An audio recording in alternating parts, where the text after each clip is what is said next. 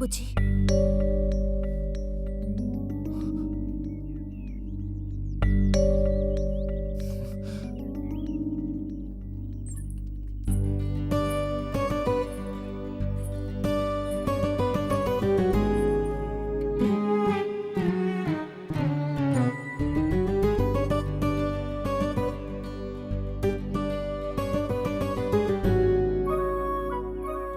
వాళ్ళ పెళ్లి చూపులకు వస్తే నీకెందుకు నా మీద కోపం?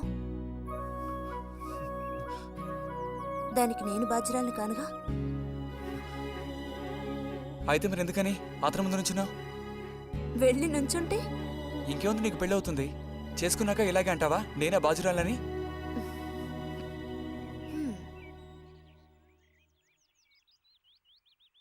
సావిత్రి, రెండోదినా. ఇదిగో మా అన్నయ్య నీ ఇల్లు నవ్వులుతున్నాడు గాని నీకు చెప్పడానికే. నాకు మాత్రం ఆ అబ్బాయి బాగా నచ్చాడు. వాళ్ళు అసలు అమ్మాయికున్న సర్పదోషం గురించి పట్టించుకునే లేదు. ఏదో ఉన్నంతలో అమ్మాయికి ఏ కొరత రాకుండా చూసుకునే స్తోమత ఉంది కదా. అదుంది.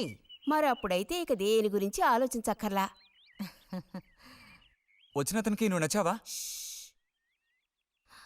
నచ్చుండొచ్చు.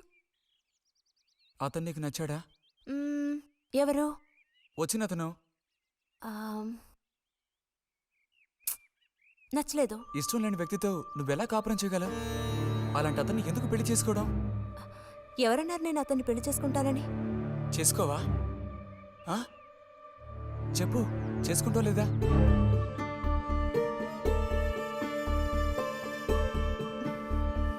చేసుకోను.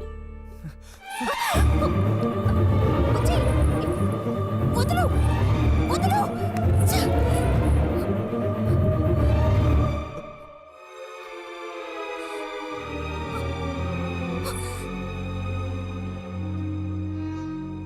ఇంటికి పదవే.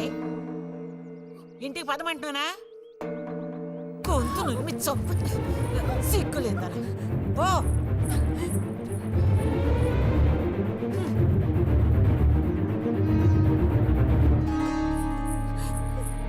ఏంటమ్మా, ఏమైంది వదినా? నీ సుపుత్రుని అడుగు.